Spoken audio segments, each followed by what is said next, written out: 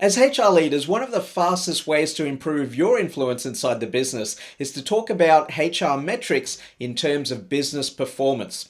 Take, for example, the coveted employee engagement statistic. Most executives would consider that, people are happy to be at work today. When you and I both know engagement is what people give beyond their job description. So here are 5 ways to reframe that into business speak. You can talk about engagement in terms of being a performance multiplier. A fully engaged workforce means innovation is flowing throughout the organization. It means problems are getting solved faster, and it also translates to a better customer experience, which all means higher revenue per employee. You can also talk about it in terms of retention means cost avoidance. On average, if you have to replace a high performer inside your organization, it costs about 1.5 to 2.5% of their annual salary.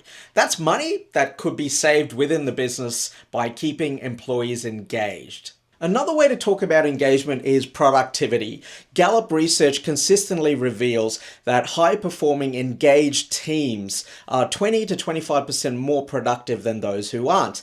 Now, what this means is that executives can hit growth targets with the same headcount or do more with fewer resources.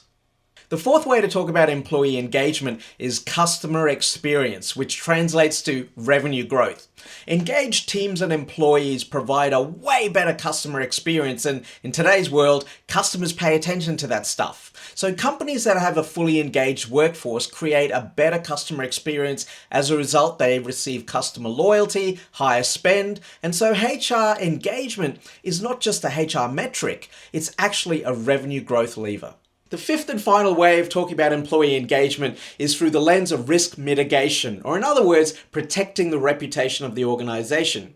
See, disengaged employees at work, they make mistakes, they infiltrate the culture negatively, they even don't care about compliance as well as they should. All these things are bad news for executives. And so having a fully engaged team is actually quite important to preserve brand reputation, and executives really care about that stuff. So it's no longer just a HR metric, it's a business imperative. So the lesson here is simple. Don't just say our employee engagement is at 72%.